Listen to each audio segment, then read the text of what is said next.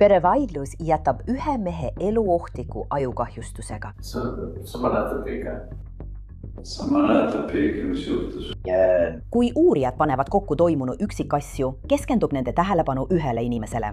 Ohvri 17-aastasele venna või õepojale. Me ei saa lasta sellel poisil niimoodi jätkata ja selliste asjadega pääseda. Tal on seal pooleli üks juhtum. Tal on kohe veelust tulemas.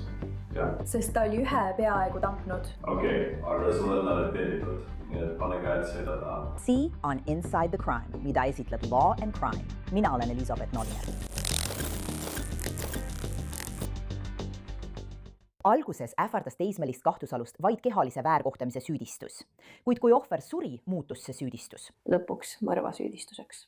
On 5. veebruar 2025, oleme Waukeshas, Wisconsinis. Veidi enne kella 16.45 saadeti Waukesha politseiosakonna ametnikud kohalikku haiglasse. Väidetavalt teavitas dispetšer ametnikke, et ohver viibib intensiivraviosakonnas. Kas teie kutsusite meid või? Ei, perekutsus. See puudutab juhtumit, mis juhtus. See viis selleni. Mõni päev tagasi ta tuli. Mõni päev tagasi sai ta löögi pähe, rinda ja selga. Aga ta räägib sulle ise selle loo. Ma ei teadnud. Me ei helistanud haiglasse ega alustanud midagi. Teised asjad võivad olla natuke tõsisemad, kui nad alguses arvasid. Mis teie nimi on, härra?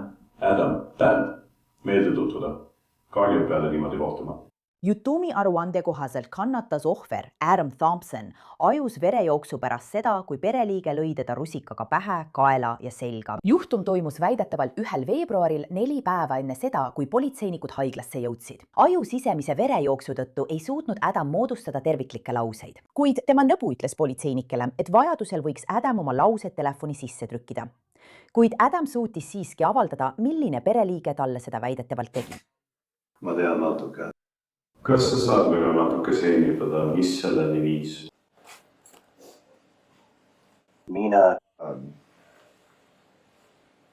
Minu vennapoeg on Helen. Raskusi rääkimisega. Jah, nad hästi meie sellest teada, nii et meil on aega küll. Ja kui sul on vaja sõnumit saata, siis ma kuulsin, et see võib abiks olla. Okay. Kas ta elab selle vennapoega koos, kes seda tegi? Põhimõtteliselt. Ta ütles mulle, et see oli Ronni. Vennapoeg? 17. Tal oli sõber külas ja Liis ja tema ema oli talle öelnud, et ta ei tohi ööseks jääda. Ja siis viimasel hetkel oli aeg ta minna ja Adam oli öelnud, et ta ei saa ööseks jääda. Ja Ronni läks täiesti endast välja. Ja... Kurat küll. Olgu. Kas seda sa just kirjutasidki? Olgu. Adam ütleb, et tema 17-aastane vennapoeg Ronnie Fuentes olevat selle väidetavalt teinud. Juhtumi raporti kohaselt algas see kõik sellest, et Adam ei lubanud Ronnie sõbral ööseks jääda ja see ajas Ronnie vihaseks. Raportis on kirjas, et Thompson ütles, et ta ütles Fuentesile, et tema sõber peab koju minema. Thompson ütles, et Fuentes hakkas temaga vaidlema ja karjuma. Thompson ütles, et Fuentes lõi tema naissoost nõbu suletud rusikaga pähe. Thompson ütles, et ta lõi siis Fuentesit suletud rusikaga enesekaitseks. Thompson ütles, et ta tõstis siis mõlemad käed peakaitseks üles, samal ajal kui Fuentes jätkas Thompsoni löömist suletud rusikaga ja karjus Thompsoni peale öeldes P-boy. Thompson ütles, et Fuentes lahkus elukohast kohe pärast Thompsoniga kaklemist ega tulnud tagasi enne järgmist hommikut. Nii et Ronni läks endast välja ja ta ründas sind. Ta tõusis püsti. Käskis mul suu kinni panna ja olin nagu, ma ei kavatse seda teha. Sees seda.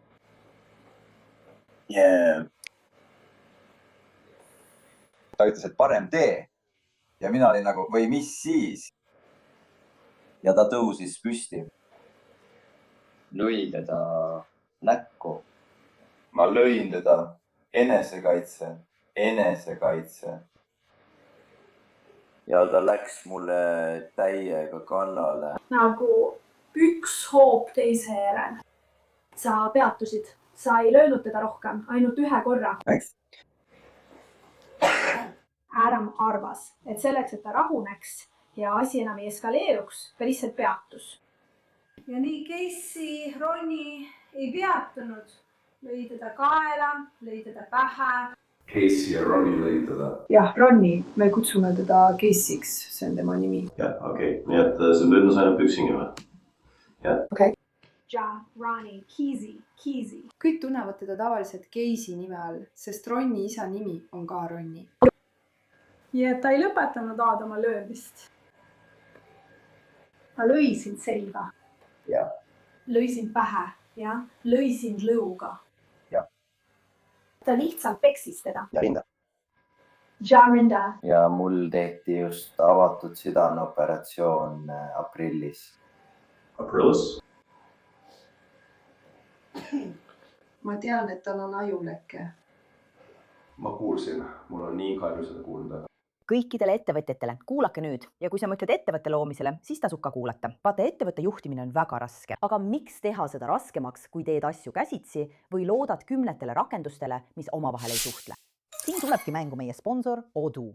Odoo on kõik ühes ärijuhtimise platvorm, millel on täielik komplekt integreeritud rakendusi, mis ühendavad sujuvalt kõik sinu tegevused, alates müügist ja raamatupidamisest kuni tootmise ja isegi tarneteni. Odoo suudab automaatselt luua professionaalse ja stiilse välimusega müügitellimusi, arveid ja tarnijate arveid. Ja see suudab automaatselt määrata müügimeeskonnad, saata igas müügietapis e-posti teavitusi ning kasutada isegi tehisintellekti aruannete koostamiseks, et aidata sul otsuseid langetada. Tootmise jaoks saavad nende rakendused sünkroonida laoseisu reaalajas tootmise ja ostuvärskendustega, nii et sul ei saa kunagi kaup otsa. Tootmise jaoks saavad nende rakendused sünkroonida laoseisu reaalajas tootmise ja ostuvärskendustega, nii et sul ei saa kunagi kaup otsa. Ja kui on aeg raamatupidamiseks, siis ka see on täielikult automatiseeritud. Odoo saab koostada arveid, jälgida kulusid ja isegi kokku võtta andmeid tehisintellekti abil, säästes sulle sadu tunde. Parim osa on see, et saad ise valida rakendused ja isegi luua kohandatud töövooge, nii et kõik on täielikult sinu ettevõtte vajadustele vastav. Viige oma ettevõtte järgmisele tasemele, konsulteerides juba täna tasuta Odoo eksperdiga aadressil odoo.com/ITC. Jällegi, see juhtum toimus väidetavalt 4 päeva enne seda, kui politseinikud haiglas ohvriga kohtusid. Ja sellel on põhjus. Juhtumi aruande kohaselt hakkasid Adamil järgmistel päevadel tekkima migreenid. Ta võttis käsimüügiravimeid lootuses peavalu leevendada, kuid 5. veebruaril, kui Adam helistas oma emale, oli tal raskusi tervete lausete moodustamisega. Adam väitis väidetavalt, et tema ema arvas, et tal on insuit, nii et ta viis ta haiglasse ja just siis ütlesid haiglaõed talle, et tal on ajusisene verejooks. Kas sul oli, ma ei näe sulle kuidagi soovata, kas sul oli enne seda juhtumit raskusi sõnade leidmisega? Ei. Või on see ainult pärast ajuverejooksu? Yeah. All good. See juhtus pühapäeval. Ta kurtis migreeni üle, tal oli väga tugev peavalu.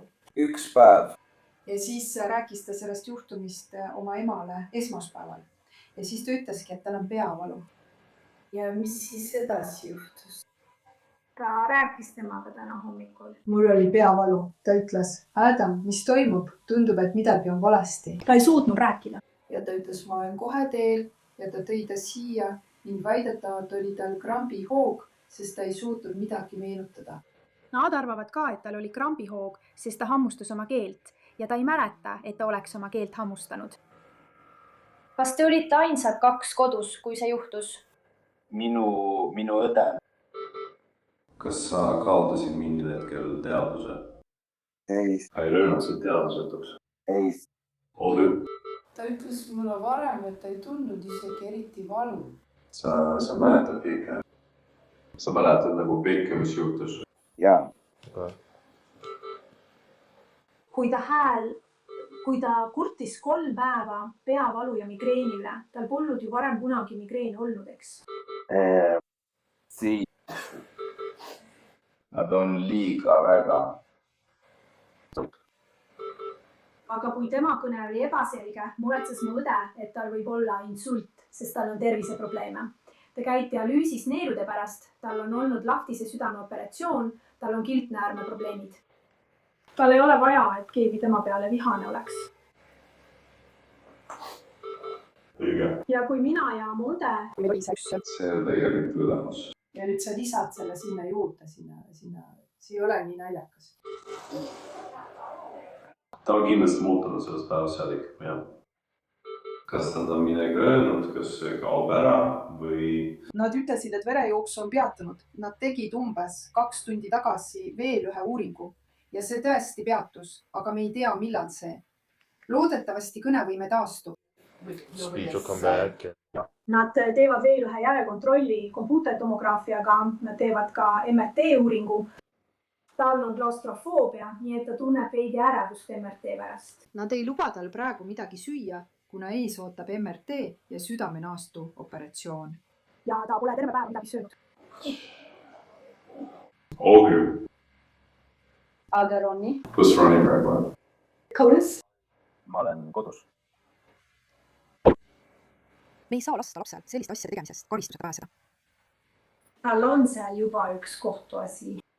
On selge, et tal on kohe järgmine tulemas. Ja. Sest ta oli peaaegu ühe tapnud. Fakt, et elate koos, olenemata sellest, kes soovite avaldust teha või mitte. Okei. Isegi kui sa ei tahaks, ma läheks Migrida taaleteerima. Aitäh. See on siis Wisconsini osalegi nõue. See on nagu perevägivald. See on perevägivald. Ja meil ei ole sellistes juhtumites kaalutlusõigust. Me peame taaleteerima. Mis mind hirmutab, on see, et kui ta tegi seda talle, mis takistab tal seda teha oma vanaemale, Adami emale või oma emale. Tal on varasem taust ja ilmselt on talle määratud viha ohjamise kursus. Kui Adam taastub intensiivravis, külastavad politseinikud Ronnit ja tundub, et meeskond teab täpselt, miks nad seal olid.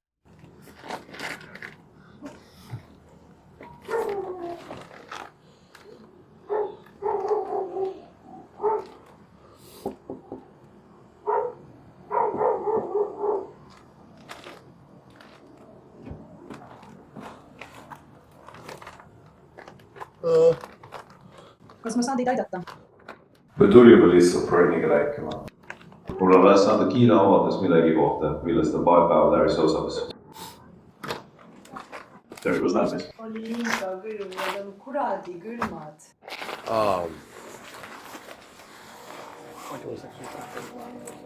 Sul pole turvasüstik relva ega midagi mees. Kas ma võin fardida? Ei, sa võid selle selge jätta. Lihtsalt veenda, et siin poleks lubasid ega midagi sellist hullu. Tänan, see on...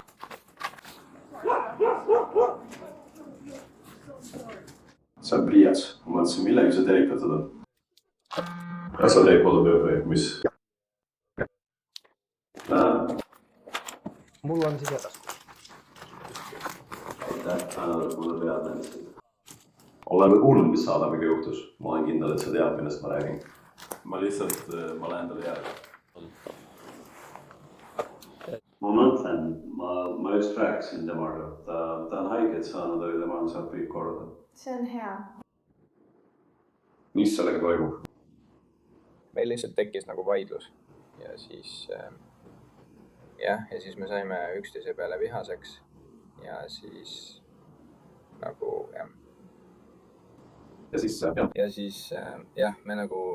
me lihtsalt nagu hakkasime kaklema, see ei kestnud kaua, see oli umbes 30 sekundit, aga see oli piveik. Okei. Tundub, et see käis selle üle, kas keegi võis siia jääda või mitte. Jaa. Kes oli? See oli üks mu sõpradest. Mis see nimi on? Roy. Jaa. Roy, mis ta perekonnanimi on? Ma ei tea, et tema perekonnanime. Sa ei tea tema perekonnanime? Mis toimub, Junior? Mis toimub? Reedid 3-le. Nad sõidavad koos. Tegelikult on need ainult 2. Sa ei tea Roy perekonnanime? Tahad, et Ju läheks sinuga kooli? Et mis? North? Butler. Hästi. Mitte Butler. Okei, kes või seda? Ainult mina, ema ja siis Frank ja...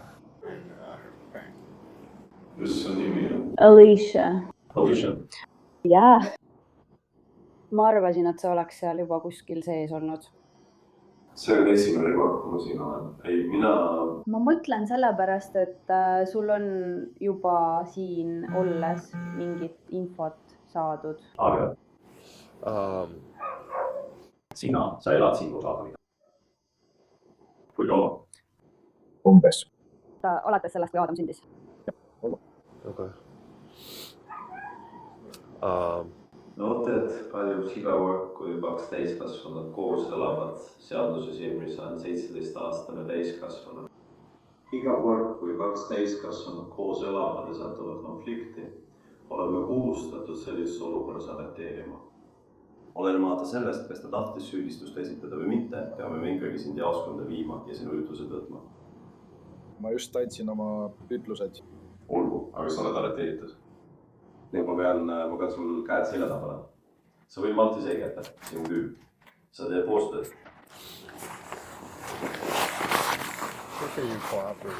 Ronnie Fuentes arreteeriti kehalise väärkohkemise süüdistusega. Ta viiakse politseijaoskonda ametlikuks küsitlemiseks. Vaatame, kas ta on valmis oma versiooni loos selgitama. Sul on õigus vaikida. Kui otsustad seda õigus kasutada, võib kõike, mida ütled kasutada sinu vastu kohtus. Sul on õigus konsulteerida advokaadiga. Sul võib olla advokaat kohal igale kuulamisel. Kui sul ei ole võimalik advokaati endale lubada, määrab koos sulle advokaadi. Kas sa mõistad teie mainitud õigusi? Kas sa oled valmis endast rääkima? Hakkas.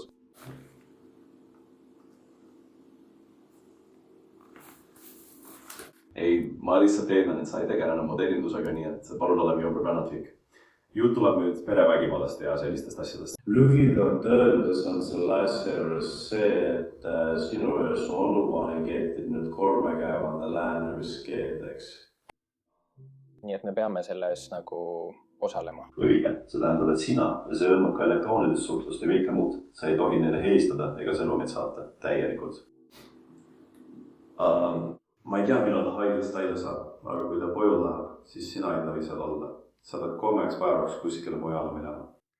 Olgu, kui need 3 päeva läbi saavad, siis see pigem kaob. Aga järgmised 72 tundi alates sellest, kui sind kinni peeti, ei tohi see hädabiga ühendust võtta. Olgu. See seletab rohkem. Olgu. Wisconsini seadused kehtestavad teatud piirangud isikutele, keda süüdistatakse perevägivalla ja selle seotud kuritegudes. Olgu. Wisconsini seaduse paragrahv 968,075 sätestab, et kui C-punkti kohast loobumist ei ole, peab arreteeritud isik 72 tunni ehk 3 päeva jooksul pärast perevägivalla juhtumi tõttu arreteerimist hoiduma väidetava ohvri elukohast ning vajadusel ka kõigist ajutistest ruumidest, mida väidetav ohver kasutab. Ja hoiduma kontakteerumast või laskmast kellelgi teisel peale õiguskaitseorganite ja arreteeritud isiku ning väidetava ohvri advokaatide väidetava ohvriga ühendust võtta. Kas see on arusaadav? Arreteeritud isikud, kes teadlikult rikub seda lõiku, võib karistada rahatrahviga kuni $10,000 või vangistusega kuni 9 kuud või mõlema karistusega. Huduussissena vägivald tähendab mis tahes järgmist, mida täiskasvanu paneb toima oma abikaasa, endise abikaasa või täiskasvanu suhtes, kellega te elad või on varem elanud koos. Ehk siis teie puhul te elate koos. Või täiskasvanu suhtes, kelle isik on saadud lapse. Tahtlik füüsilise valu, kehavigastuse või haiguse tekitamine, tahtlik füüsilise seisundi hallendamine. Teod, mis moodustavad seksuaalse rünnaku, nagu on määratletud paragrahvis 940,225, lõigetes 1, 2 või 3, või mis tahes füüsiline tegu, mis võib teises inimeses põhjendatult tekitada hirmu eespool kirjeldatud käitumise vahetu toimumise ees. Teile on selgitatud täiendavaid nõudeid, mis puudutavad perevägivalda. Te mõistate, et peate hoiduma väidetava ohvri elukohast või mis tahes ruumidest, mida väidetav ohver ajutiselt kasutab. Te peate hoiduma väidetava ohvri kontakteerumisest või kellegi teise teada õiguskaitseorganite ja advokaatide kaudu tema poole pöördumisest. Teie vabastamine vahi alt sõltub allkirjastatud kokkuleppest hoiduda igasugustest ähvardustest või perevägivalla aktidest väidetav ohvri või mis tahes muu isiku suhtes. Kõik täiendavad perevägivalla aktide järgmise 72 tunni jooksul loetakse raskeks kuriteoks. Kui te rikute neid nõudeid, võidakse teile määrata kuni $10,000 suurune rahatrahv ja kuni 9 kuu pikkune vangistus mõlema eest. Kas teil on mulle küsimusi? Ei, tegelikult mitte. Hästi. Nii et see on lihtsalt selleks, et ma saaksin sellest lähtuda ja veenduda, et ma temaga kokku ei puutu. See kehtib 72 tundi. Selle puhul pead sa kohtuniku räägima. Sa oled arreteeritud raskendatud kehalise väärkohvrimise eest, tema vigastuste raskusastme tõttu. Mis asi see kehaline väärkohtlemine siis on? Kellelegi teisele valu põhjustamine on kehaline väärkohtlemine. Nii, jah, ma pean sind täna öösel vanglasse viima. Sa näeb kohtuniku juba homme. Ja siis sõltub see sõna otseses mõttes kohtunikust, kas sa saad kautsjoni või lased ta sul lihtsalt välja. Või sul vist pole kuigi pikka kriminaalset tausta, eks? Nii et see on kohtuniku otsus, kas saad allkirja vastu vabaks või peab millegi allkirjastama ja saad minna või tuleb sul vabaks saamiseks raha välja käia. Aga siit lähme me Maaruna arestima ja juba homme näed see kohtuniku. Nii et põhimõtteliselt pead sa lihtsalt täna öösel saad varama. Hästi. Nii. Aga jah, see otsus on nende teha. See ei puuduta meid. Hästi. Nii et sa lihtsalt ütled, et sa ei kavatse seda järgmiste 3 päeva jooksul teha. Hästi. Ma olen siin. Täida lihtsalt veel üks paber ja saad seda näidata. Jah. Siis anname sulle su kingad ja manti tagasi, et saaksid sõidu ajal neid kanda.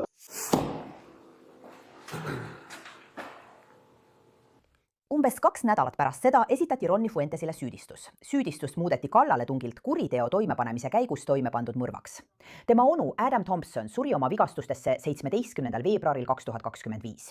Ronny sai süüdistusega kautsjoni tingimuste rikkumises. See süüdistus tuleneb väidetavalt sellest, et keskkooli 3. kursuse õpilane oli arreteerimise ajal kautsjoni vastu vabaduses seoses teise mitte seotud kuriteoga. Ta ei tunnistanud end süüdi talle esitatud süüdistustes ning tema kohtuprotsess algas 2026 aasta veebruaris. Vandekohus arutas juhtumit umbes 7 tundi, kuid kui nad otsusega tagasi tulid, tunnistati ta süüdi kõigis süüdistuspunktides.